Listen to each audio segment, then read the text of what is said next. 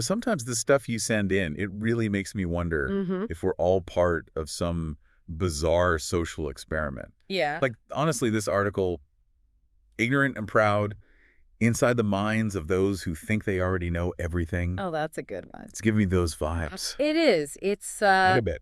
It's definitely an eyebrow raiser. Yeah. The author, they don't hold back. No. They go into like societal shifts, how education's changed, Yeah. and even that tech obsession we all have and the downsides of that. Okay, so let's unpack this a little bit. Okay. So the article kicks off with this whole idea that it's not just that we're seeing more ignorance, but that it's almost become like cool to be uninformed. Yeah. Yeah. You know what I mean? The less you It's like the less you know, the cooler you are. You got it. It's bizarre. Yeah, and then they hit you with the data. Right. The study is suggesting that average IQ scores have been dropping since like the 1970s. Oh, wow. Which is a total flip, from those earlier decades when they were climbing. Because we're getting dumber. I mean, I know that IQ tests, don't tell the whole story about intelligence, but it's still... It makes you think. It makes you think, yeah. Yeah.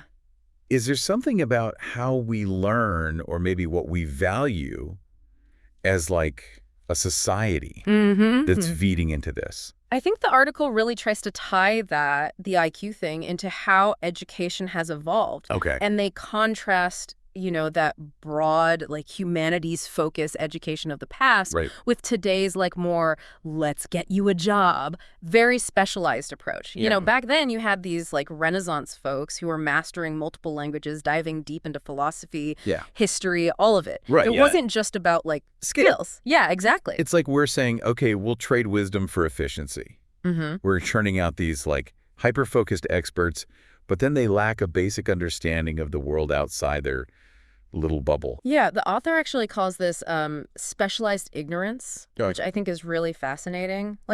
You can be an amazing coder who builds incredible software, but then falls for, the most basic phishing scam. Oh, totally.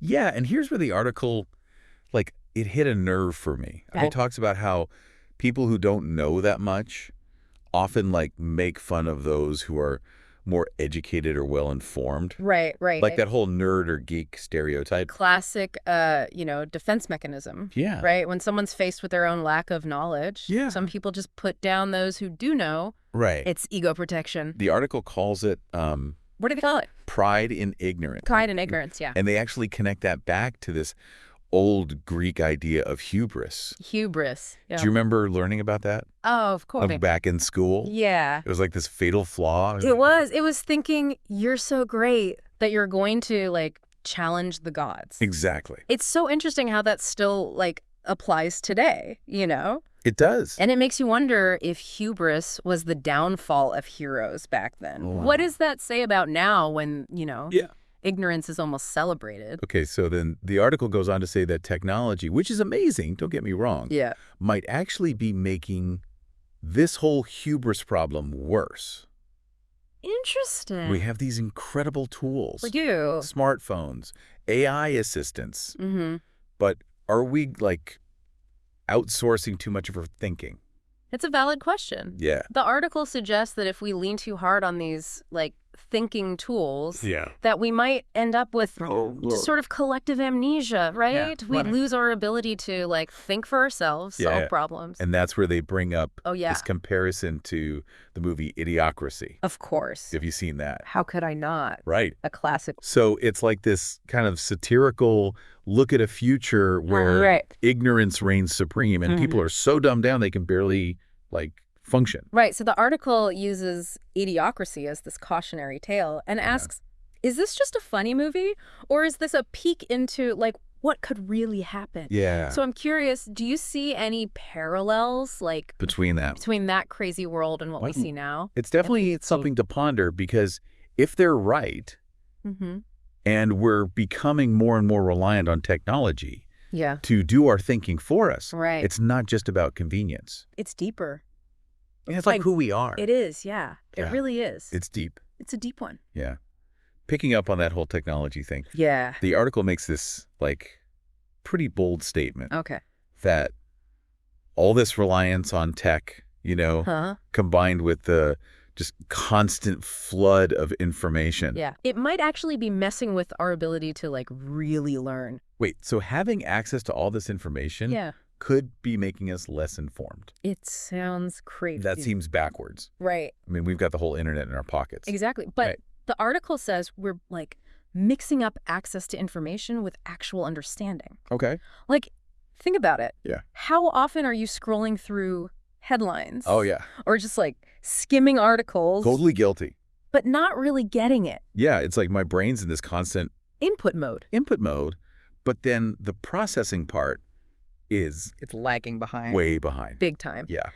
And this is where the article gets all philosophical. Okay. It says all the ignorance, the pride, the tech obsession, it might be, leading to what they call an unconscious divinization of technology. Unconscious divinization. Okay, that sounds a little intense. It's a mouthful. What does that even mean? Basically, it's saying as we lean more and more on tech and we think less for ourselves. Right. We start to see technology as this, like, perfect authority. Okay. It's almost like a higher power. So instead of praying to Zeus, we're, like, bowing down to Google. Well, not literally, but yeah, Right. You get the idea. Right. We're giving up our own brain power to these, like, tech forces without even realizing it. It's funny, the article mentions ancient Greece again. Really? But this time, it's not hubris. Okay. It's Socrates.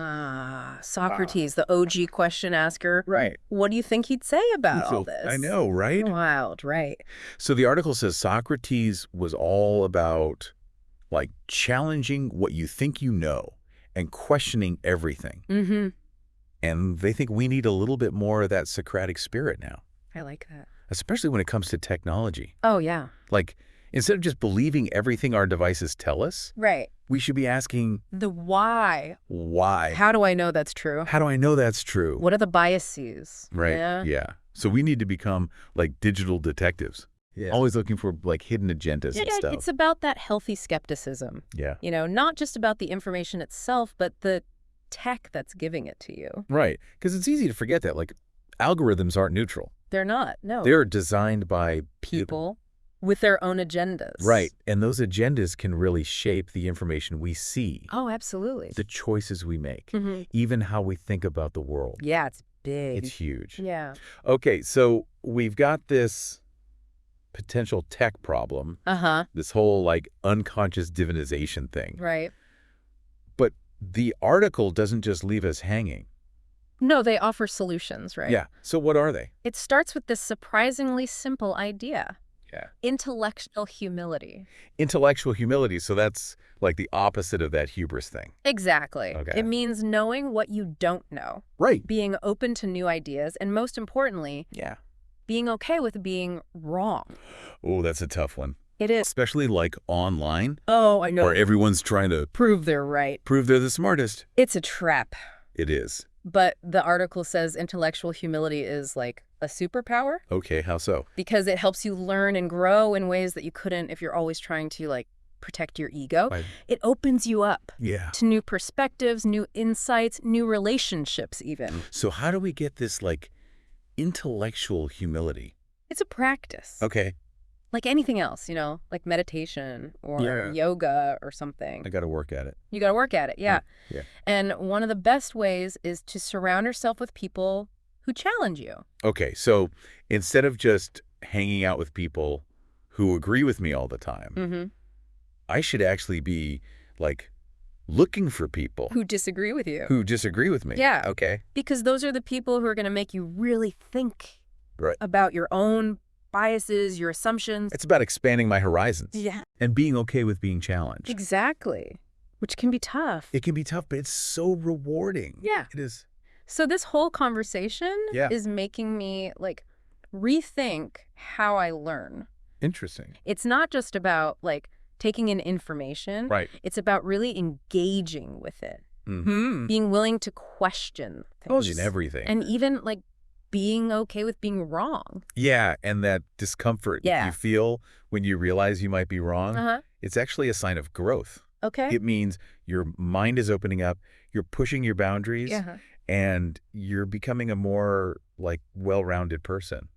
So we've spent a good chunk of time in this deep dive really getting into this article about ignorance and It's definitely been like thought-provoking. It has. A little unsettling. But I think it's bringing us to this like really big question. What do we do about it? Yeah, exactly. How do we actually like fight back against this, this whole trend of ignorant, right? And not just like as a society. Right, in our own lives. Yeah, like in my everyday life. Yeah. Because it's easy to get overwhelmed by the scale of it all. You know what I mean? Totally. It's like, how can I, one person, actually make a difference in a world that sometimes feels like it's choosing to be ignorant? Right. But the good news is the article doesn't just lay out the problem. Okay. It gives us some ideas, some solutions. Okay, I like that. And it starts with something really simple. Okay. Take a look at your information diet. Information diet. So you mean like what I'm reading, watching? Exactly, listening to. Think about where you get most of your news and information. Yeah. Is it social media? Is it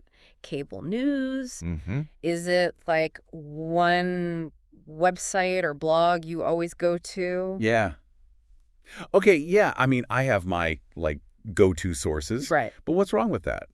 Well, the article suggests that we tend to kind of make these little echo chambers for ourselves where we're only seeing stuff that already matches what we think. Right. And that can make our view of the world really, like, narrow. Okay, so I need to break out of my bubble. You got it.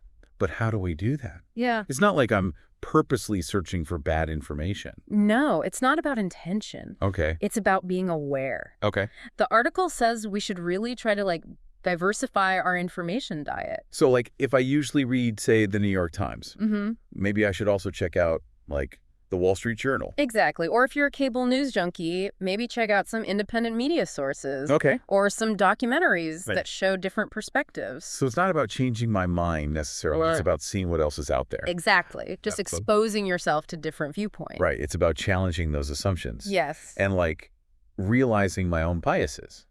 Which is tough. It is tough. But important. But it's how we grow, you know? Yeah, absolutely. It's how we learn. This is making me think about how much I rely on algorithms to, like, choose what I see. Like, my social media feeds are always showing me stuff I've already liked. Of course. Or agreed with. That's that filter bubble. Right. It's not just social media. Right. It's search engines, those news apps. It's everything. They all want to give you more of what you already like. Right. Which can make those echo chambers even worse. So how do I, like, escape the algorithm? The article has a few tips. Okay. 1, actually look for information from different sources. Okay. 2, adjust your privacy settings. Okay. So these companies aren't gathering so much data about you. Right. And the big one, the most important one, be aware of your own biases and how they might be affecting what you're reading and watching and listening to. Okay, so that's like step 1, diversifying my information diet. Right. But what about when I'm, like, actually talking to someone who has a totally different view than me? Yeah, like in a real conversation. Yeah, like a debate or something. How do I make that productive? Well, the article reminds us that, like, the goal of talking to people shouldn't be to win. Oh, man. It should be to understand. Okay, so not about winning the argument. Yeah. It's about understanding each other. Right, and that starts with listening. But what if they're saying stuff that's just wrong? Or, like, offensive even? Even then, listening can be super helpful. Okay. Because it helps you figure out, like, where they're coming from. Exactly what their motivations are, what experiences made them believe what they believe. So it's like trying to see the world through their eyes. Yes. Even if I think they're wrong. Even if you don't agree, yeah. Okay. And that takes a lot of empathy and patience. Big time. But the article says it's worth it. Okay. Because it's the only way to really connect with people who are different from you. So I need to be a better listener. Got it. You got it. Okay, so what else? What else can I do? Ask questions. Oh. Not questions that are trying to, like, trap them. Right, not gotchas. Right, but real questions where you're really trying to understand what they mean. So instead of saying, like, how could you possibly think that? Right. I could say, help me understand why you see it that way. Exactly. And be ready to answer those questions yourself, too. Right. Because real conversations, real dialogue, it means being open and honest. Okay. And being okay with saying, I don't know. Right. And maybe even learning something new. I realize now, a lot of times when I go into those conversations, I'm just trying to, like, prove my point. Right. And show everyone I'm right. Yeah. But the article says that might be the wrong way to go about it. Okay. It's usually better to focus on understanding than on convincing. So not about changing their mind. Right. But about understanding. Because when people feel heard, they're more likely to listen to you too. Right. So it's about creating a space for like mutual respect, even when we disagree. Exactly. And that's the opposite of all that like angry, divisive stuff. Right. That we see everywhere these days. Okay. So we've talked about like my information diet, being a better listener, asking questions, approaching these tough conversations with empathy. Any other tips from the article? This one's a big one. Okay. Critical thinking. Critical thinking. Isn't that like a school thing?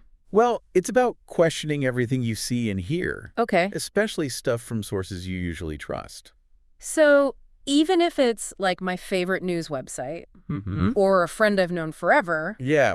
Approach it with a little bit of skepticism. Ask yourself, like, where did this information come from? Is there any proof? Are there any biases? Right. Could there be other explanations? So it's like I have to become a detective.